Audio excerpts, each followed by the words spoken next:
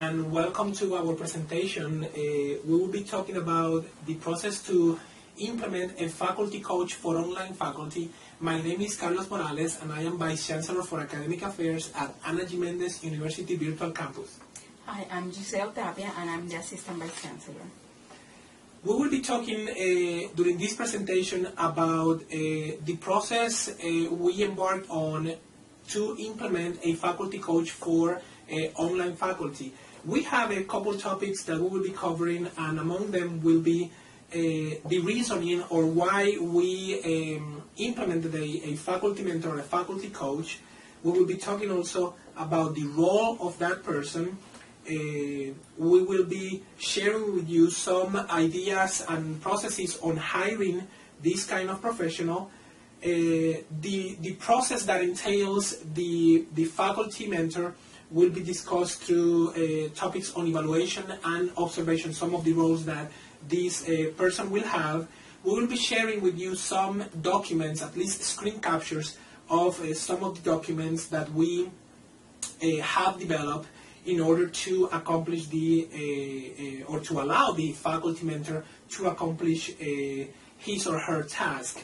And finally, we will be sharing with you some of the technical aspects that we had to deal with as we implemented this process. Let me start with the reasoning or trying to answer the question, why a faculty mentor?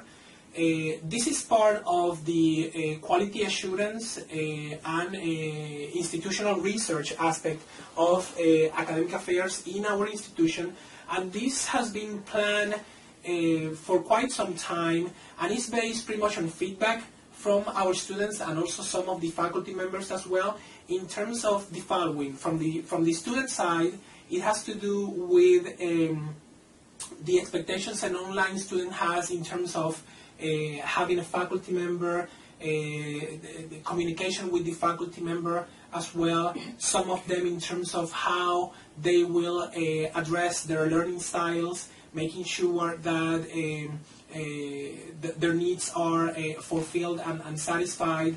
And from the faculty side, in terms of having some guidance on not only the management of the classroom, but giving some advice in terms of pedagogy, how to foster discussion in the classroom, how to develop learning communities, and for us one big aspect is developing presence online, which, as I said before, with the state of the case of the student, is an important aspect of our expectation.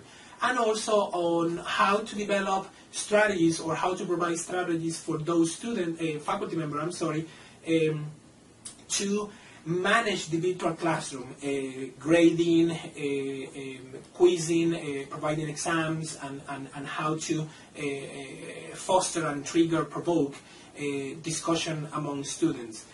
One goal that we have with the faculty mentor is that we believe that we will be able to trigger some increase in the retention rates from students. Why? Because students will not feel isolated beyond what the medium provides. We will not be expanding that, because the faculty member is expected to be present in the classroom on a regular basis.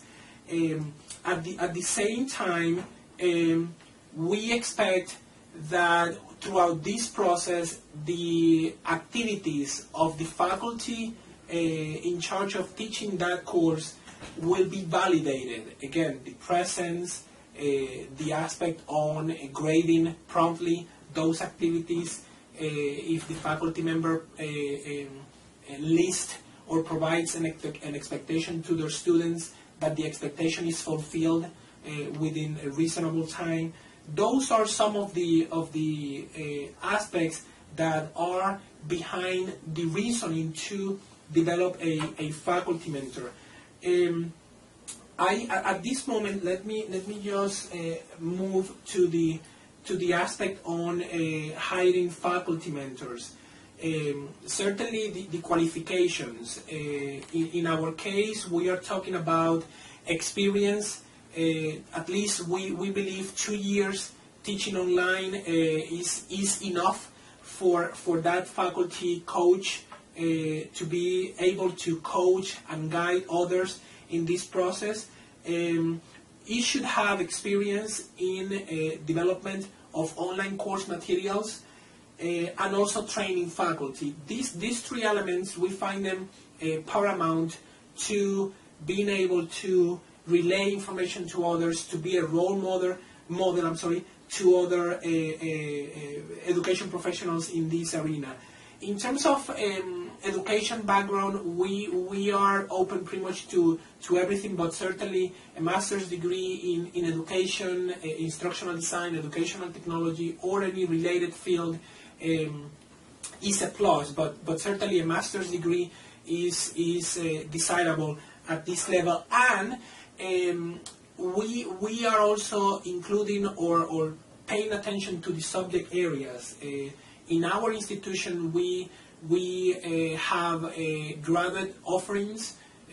We offer 7 degrees completely online, and we are looking for persons that have been exposed to those subject areas. It's not a requirement, but it's certainly a plus for them. So those are some of those aspects that we find in terms of hiring faculty mentors. One additional element is that because everything happens remotely, the person doesn't have to come to the university to sign contracts, to sign documentation, because everything is done electronically. Our staff, and certainly we need to acknowledge the work of our office assistants that are the persons that pretty much move the process forward quickly for us, because everything is done electronically. Your hiring documents are done electronically. The access is certainly provided electronically.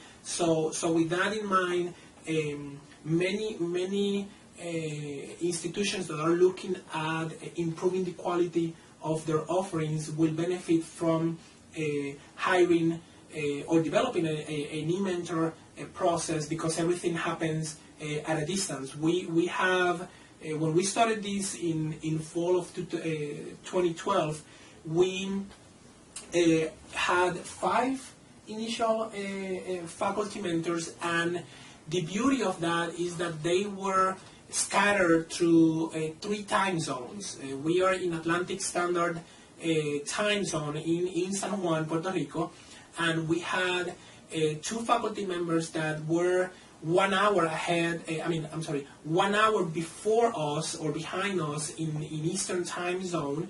We had one person that she was in Germany, so that is about 6 hours ahead of us, and with that in mind, you can certainly capitalize on the time zone or the time differences, and some advantages on immediacy could be developed, because when the student logs in today, maybe it's already early morning for the faculty coach that is in Germany, and he or she might get almost an immediate response, or response within a short amount of time. So those are some of the aspects that we can share in this particular endeavor. And Gisselle will elaborate on other aspects as well now. Basically, the role or the principal role of the faculty mentor, we assign 8 courses to the faculty mentor, so he can evaluate them, and these courses could be graduate or undergraduate, so they are mixed.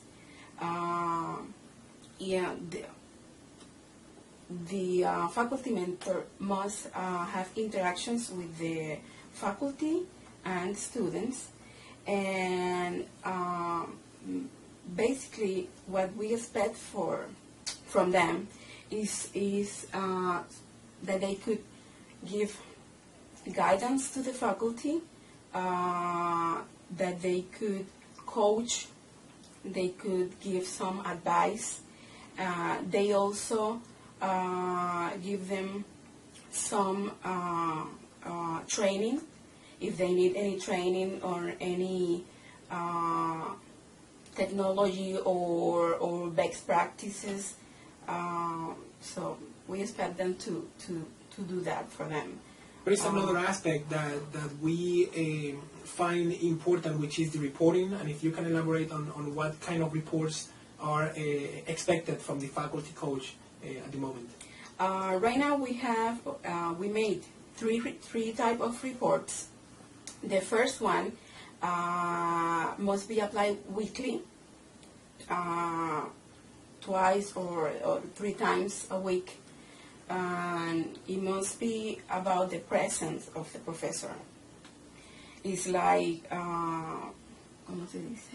making sure that the faculty member logs in or attend the class as we outline those in their contracts, and we have been talking about 3 times a week, pretty much. So the faculty coach will be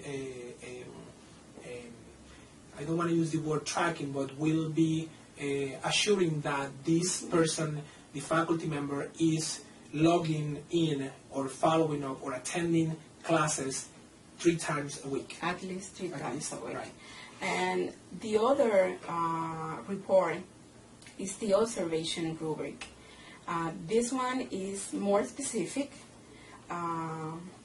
The faculty mentor must check not only presence of the faculty in the course, but also the interactions with the students, the time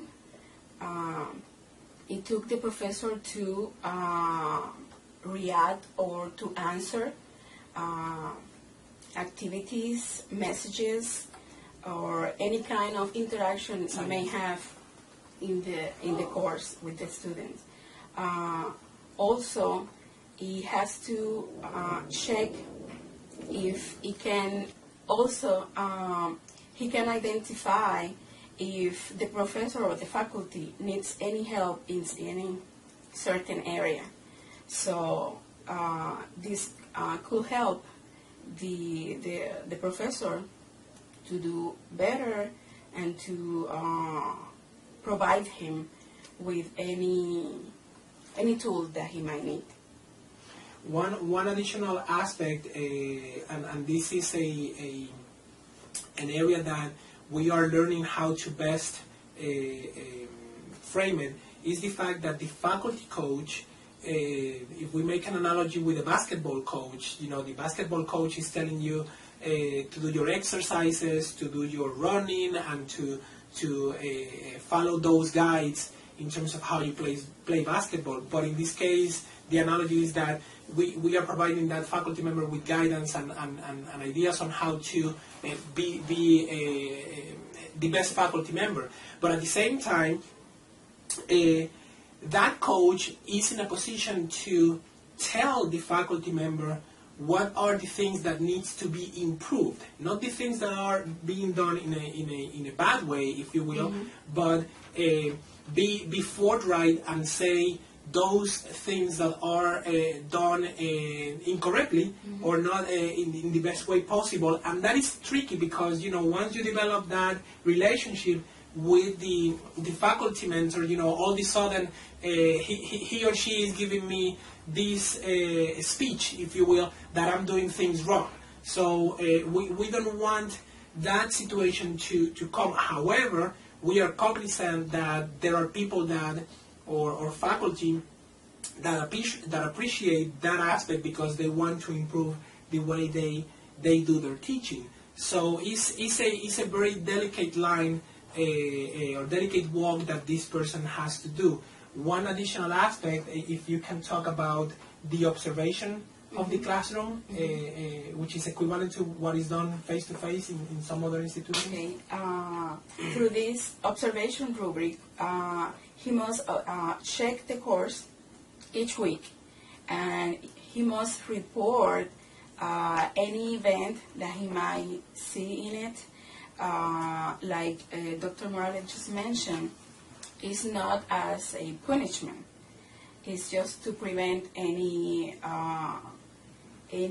situation that might arise in the course.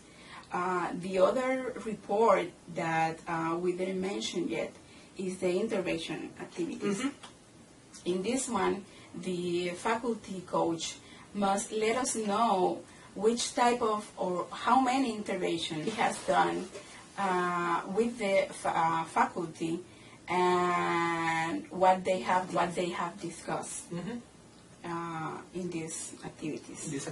So as you see, the process is one that is very detailed and broad, and these documents, at least the screen capture of what each document entails, is provided to you in individuals here for the presentation that we are giving. One additional aspect that I want to provide is in terms of the courses run on an 8-week schedule. So you might find that it's a fast-paced process, so it's almost quarterly based, if you will, and the reporting happens on a weekly basis. There are 8 weeks, and in different weeks, different reports are required for that faculty mentor. The process has resulted in us learning more things about our faculty. As Gisselle mentioned previously, the faculty mentor will also identify or notice any possible training needs that the faculty might have, and that training occurs online. We use Illuminate as a tool that we can do virtual conferencing, and I believe that is the tool that we are using to broadcast this session. So those of you familiar with that tool, you know that you can connect at any time and you can archive those meetings and interventions that you do with your faculty. So that is a plus that we have found very important in this process. One additional aspect that I wanted to share with you has to do with the technical aspects. We came across with many technical requirements, and what I mean by that, it has to do with the technological aspects or the guidelines or policies that are currently in place in our university system to have access to services that are provided through the IT infrastructure. For example, the student information system, we are a banner institution, and those of you familiar with banner know the different complexities that the tool has, although it's very powerful at the same time, but it requires lots of permissions to gain access to certain screens and functionalities that we have found that a little time consuming, because we need to, our staff is required to request permission from their supervisors, and that takes time. So we advise you to go through the channels and if all possible, involve IT in these discussions early on, so they know that specific requests will be coming from your area regarding access, and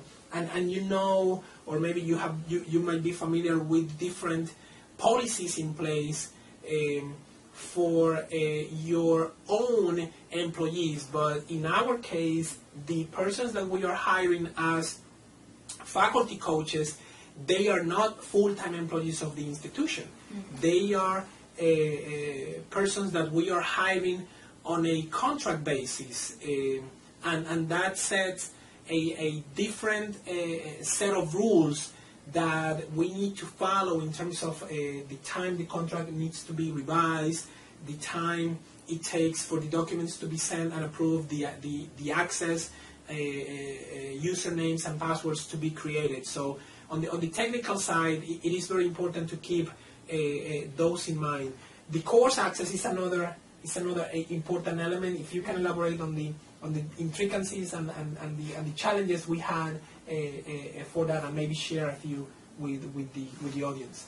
Well, mostly like the doctor just mentioned, we have banner, and it has been a challenge to give access to these people because they are not from the institution. So our regulations, our policies are kind of strict. So it has been a really challenge to give them what they need so they can access the courses and evaluate the courses in a timely manner. In a timely manner. One thing that I want to mention, it doesn't really have to do with the technology, but in the beginning we thought that they shouldn't contact directly the faculty in all the time, that they should contact them through us, so we didn't have any kind of situation with the faculty, but their faculty asked to be in contact with the faculty mentor directly, and they wanted to receive the feedback of the mentor directly, so they can amend any kind of difficulty that they might be having in the course, or any observation that the faculty coach has seen, so they can address it. So I just wanted to mention that. Yeah, and like you said, we don't want to. We want to share some of the challenges, but at the same time recognize that the result after all these efforts has been one that we are very pleased. The students are pleased. The faculty member have praised many of those faculty coaches as well because of that relationship that they have developed. So it has been a good process, and certainly we still need to learn more about how it evolves. And this is our second semester doing this, and so far good data is coming our way that we will be able to implement. The other technical aspect is the reporting aspect. All the reporting is done by the faculty coach using templates from various documents that you saw earlier, or Gisselle mentioned earlier, and they are the evaluation rubric, the observation rubric, and the interactions. The interaction. Those are either an Excel or a Word document, and that's another aspect that we will be addressing in the coming month. We would like that reporting to be done completely online. We are exploring ways to do this using Blackboard, which is our LMS. So we minimize the back and forth of emails and versions of documents. We would like that to happen completely online, but at the moment is occurring with those documents that the faculty coach fill out and send our way. So again, these are some of those technical aspects that we find at the moment. Anything else that you might think would be convenient to share? In overall terms, the process has been a good one. We have found lots of information in terms of instructional design, okay, the training programs, what areas needs to be developed, challenges or situations that or where the technology is not able to deliver as expected. We have been able to identify that. We have been able to gather data that will allow us to fine-tune the way we communicate or we hire faculty mentors as well. And also, most importantly, ways to improve the communication with the IT department, so our requirements, service orders, or any last-minute conflicts or discussions or situations that occur at a given time are addressed properly as we identify them with better data. So, like I said, we wanted to share that process with you. Our contact information is at the end of the presentation. If you have any questions, feel free to reach out to us. We will be more than happy to share anything with you, documents, processes, ideas, as we continue to do this. We are aware that other institutions have implemented similar programs, and certainly if you are one of those institutions, we would like to hear from you any similarities or any major differences that you have identified between what we discuss here or do here and with what you do on your institution. So pretty much that's what we have for you on this topic. Feel free to contact us, and thanks for watching and listening. Thank you. Thank you. We understand the factors that promote college success, the impact of approaches that truly facilitate success and quality, the secret to a solid teaching process for the Hispanic learner, and the key role of technology to make this happen. Hence, an opportunity to propose, find, and integrate innovative technology solutions to education. We go beyond higher education. We strive for a higher vision. Visit us at www.hets.org. HETS Consortium.